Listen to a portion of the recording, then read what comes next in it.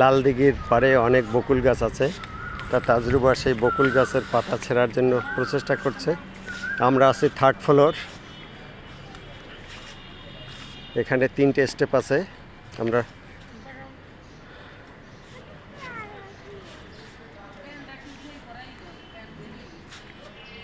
তাজরুবা এবং তাজরুবার বাবা একই ফ্রেমে।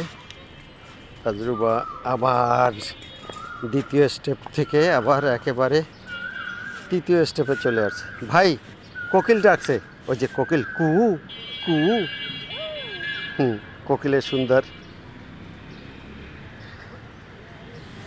কলতান।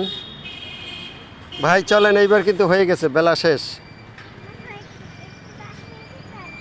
হ্যাঁ হ্যাঁ, না 10 মিনিট আপনাকে আর সময় দেওয়া হবে না, আপনার টাইম ওভার।